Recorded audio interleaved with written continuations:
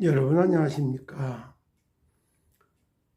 제가 이 방송을 하게 된 것은 이성희 변호사 사문서 위조 사건에 대해서 진행 과정을 제가 직접 방송을 했는데도 불구하고 어쩌면 이렇게 이성희 변호사를 모함하고 범죄자로다가 이렇게 몰아세워서라고 하는 이런 방송을 보고 제가 이거를 좀 바로잡아줘야 되겠다 이런 생각에 방송을 합니다. 사문서 위조에 관련된 것이 이미 무혐의 처분도 한 번 있었고 각하가 2번이나 있었는데도 불구하고 재차 또 이걸 고소고발을 또 하고 있는 이런 상태에서 이제 이게 각하가 되고 이랬다 할지라도 이상은의 진술을 받아갖고 이상은 회장이 정말 제대로 진술을 해줘서 그가 다시 사무소 위조를 갖다 재개를 할 경우는 다시 수사를 할 수도 있다. 이런 식으로 말을 이렇게 하고 있어요. 그런데 그건 말뿐이고 이거의 실상을 모르는 사람들이 하는 말이지 1차 작년에 7월 22일 날이면은 경호원들 데리고 왔다 갔다 할 때 이 사무소 위조로 고발을 했던 거예요. 조사를 하다가 무혐의 처분이 났는데 재차 또 고발을 하니까 이 재차 고발된 걸 갖다가 이건 아니다. 앞에 이미 다 끝났기 때문에 이건 그 사무소 위조 건이 아니라고 해서 각하 결정을 언제 내렸느냐? 작년 12월 25일 날 내린 거예요. 이렇게 고발한 것이 각하 처분 내린 것들도 모르고 지금 또다시 사무소 위조해서 얘기가 되니까 거기다가 이제 조사를 했던 이렇게 물어보니까 그쪽에서 변호사님 이거 다 각하 처분했습니다. 그럼 왜 나한테 얘기를 안 하냐? 그래서 3월 24일 날인가 이렇게 문서를 받은 걸 공개해서 방송까지 했잖아요. 그럼 이게 다 종결된 건데 여기에 변호사도 아니고 또 사무장도 아니고 법무사도 아니고 실무도 아닌데 근데 왜 김수건 씨 같은 이런 사람을 내세워가지고 또 이런 사건에 대해서 진짜 제대로다가 준조합원들에게 알리려면은 이상희 변호사한테 집중 물어봐야 되는데 이런 식으로 하는지 도대체 이해가 안 돼서 방송을 잠깐 하게 됐습니다. 들어보시면서 여러분들의 생각을 한번 정리해 보시길 바랍니다.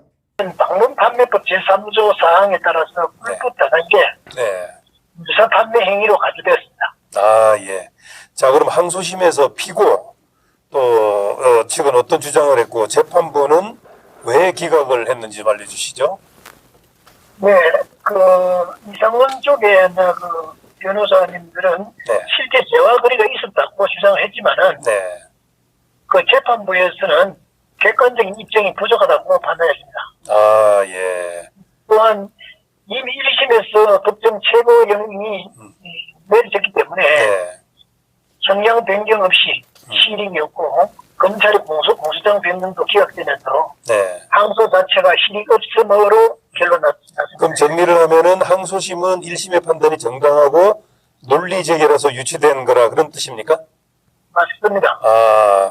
항소심 재판부는 1심 판결의 사실관계, 법리구조, 양형 모두 정교하게 이어졌다고 판단했고 새로운 증거나 주장도 설득력이 부족하다고 보았습니다. 아주 우리 김수건 대표님 아주 명확하게 설명해 주셔서 감사합니다. 지금 이 얘기를 들으면서 저는 느낄 때 검찰의 항소심을 각하를 했다. 또 이제 변호사의 이걸 갖다가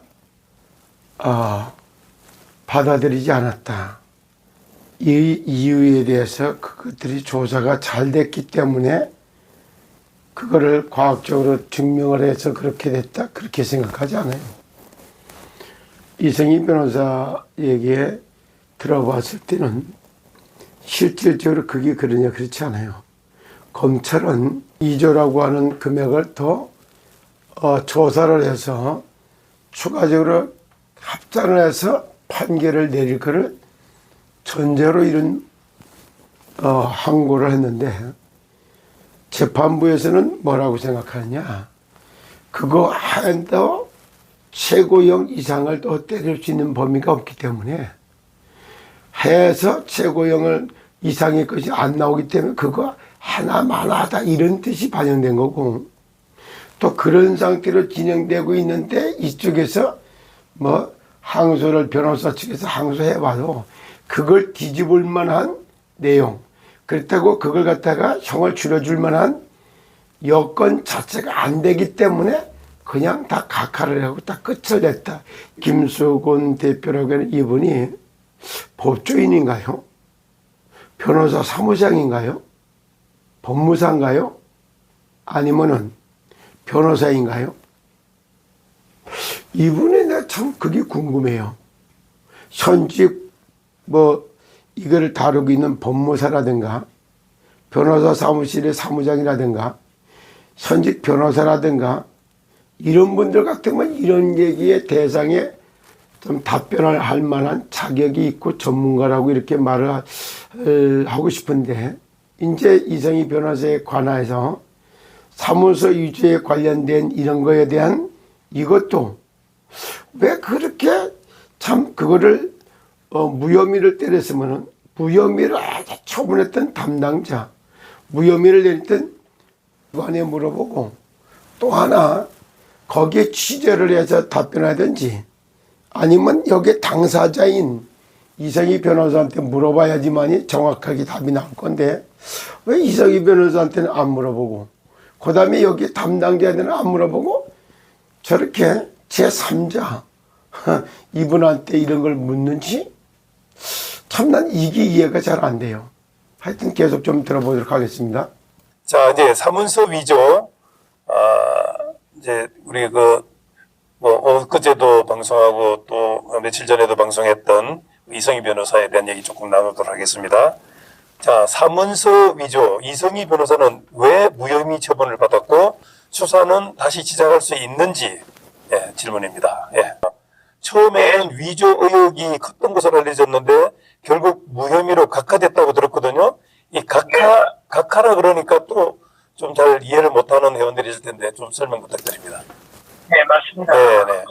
해당 사건은 지난달 3월 25일에 서울 서초경찰서에서 네. 각하 결정을 내렸습니다. 네. 결정 사유는 문제 성립 및 수사 실익 부족이었습니다. 네. 네. 법적으로 무혐의라는 결론이네요. 네. 예, 그럼 이성희 변호사는 어떤 점을 근거로 무혐의를 주장하고 있습니까? 네, 이승희 변호사 쪽에서는 토벌 약정서 위조 의혹에 대해서 네. 해당 심사 계약서가 실제 사용된 바가 이런 게 없다. 네. 그다음 시더스 커뮤니티 명의 문서 일부이지만은 네. 네, 위조 정황은 없었다. 네. 위조 사무소 행사 여부에 대해서도 부족했고. 증거가 부족하다 그런 뜻이네요. 네. 예. 보수를 반복하고 했고. 예. 관제인 보고서에도 마찬가지로 무민 사람의 재연금한 것에 불과하다. 이런 반복을 했는데. 예. 또 관제인의 보고서 같은 거는 어떻게? 네. 예. 고소인은 이상은인데. 네. 인용한 것으로 이렇게 보이는데. 네. 무혐의 사안을 재연금한 것에 불과한 거다고 반박했습니다. 그렇다면은 수사 재개 가능성은 없는 겁니까? 아닙니다. 어찌 보면 형식적인 각하이기 때문에. 네. 새로운 증거나. 다른 고소인이라든지 고소인이라는 건 이상을 얘기를 하는 거죠. 네. 예. 이상은이가 다시 고소인을 하든지. 네. 또 아니면은 다른 고소인이 있을 수 있습니다. 고소인이 확보가 된다면은 재수사 가능합니다. 네. 그럼 왜 이 사건은 사무소 위조 혐의 중심으로 다뤄져야 하는 건가요? 자, 여기서도 제가 한 말씀을 좀 드리도록 하겠습니다. 지금 제가 알고 있는 바에 의해서는 이 무혐의 처분을 받을 때 어떤 모습이었느냐 하면은, 이 작년 7월 22일 그때는 이상은 회장이 나와서 경호원들을 다니고 왔다 갔다 한참 할 때에 그때 사문서 위조에 대한 고소고발을 한 겁니다. 그런데 그것이 금년 3월 24일 날 나온 게 아니고 그때 12월 25일 날 무혐의 처분이 다 난 거예요. 그 앞에서 무혐의 처분이 났고 재차 또 고발을 한 거예요. 사무소 유죄라고 해서 제3년 두 번째. 그 두 번째 고소를 했는데 이 사람들 앞에 이상은이 했던 그 사무소 유죄 사건을 무혐의 처분으로 다 내렸는데 그 무혐의가 신탁 약정서서부터 시작해서 본인이 다 써준 게 있기 때문에 무혐의로다가 처분이 내린 거예요. 그 무혐의 처분이 된 거를 또 다른 사람이 뭐냐면은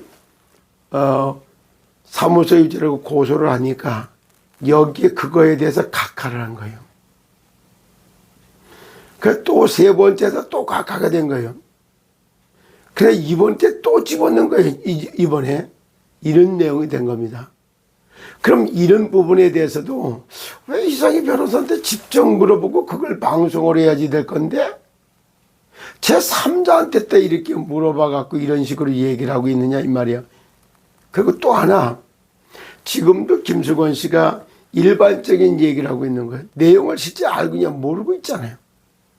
그러면은 이상은이가 처음에 7월 22일 날 처음으로다가 사무소 유죄로다가 고소를 했다가 본인이 다 써줬던 내용이 있기 때문에 사무소 유죄가 성립 자체가 안 돼서 무혐의로 끝이 났단 말이에요. 그랬는데 이상하니까 이거 무혐의 받은 걸 또 다시 고발을 한다? 이 말이 됩니까? 그러니까 이런 사실 확인, 진실 여부라든가 가려보지도 않고 이걸 가지고 또다시 이런 방송하는 걸 볼 때 너무 방송답지 않은 방송. 그리고 당사자가 아닌 제3자들을 들어세워가지고 이런 식으로 방송하는 이거. 또 여기 한 말씀 드리고 싶다면 김수건 씨도 이런데 본인이 변호사도 아니요. 내가 알기에는 변호사 사무장도 아니요. 그럼 본인이 법무사인가요? 그것도 아니요. 단순하게 피해자 구제 연대에 이걸 당신이 받아가지고 지금 해결하는데 왔다 갔다 하고 그러니까 본인이 법조인 같기 이렇게 해서 그런 사람보다 내가 더 뛰어나다라고 하는 우월성을 가지고 이거 하고 있는지는 모르겠어요. 그러나 이렇게 책임질 수 있는 것도 아니고 여기에 이거 당사자도 아닌데 마치 본인이 이 부분에 완전 담당 변호사처럼 이렇게 방송하는 것은 좀 삼가해 주시길 바랍니다. 이런 방송을 듣고 이상희 변호사를 또 뭐 사무소 유죄에 대해서 또 고소의 고발이 또 다시 고발 당할 것 같은 이러한 뉘앙스를 방송을 해서 많은 사람들에게 했다가 또 다른 혼란을 가져다 주는 것 같아서 제가 바로잡는 그런 의미를 가지고 이렇게 방송에 하게 됐습니다. 꼭 준조합원 여러분 이런 당사자도 아니고 전문가도 변호사도 아니고 이런 사람들 내세워서 이렇게 방송한 이런 방송에 정말 현혹되지 않기를 진심으로 당부를 드리겠습니다. 이 밤도 편안한 밤 되십시오. 감사합니다.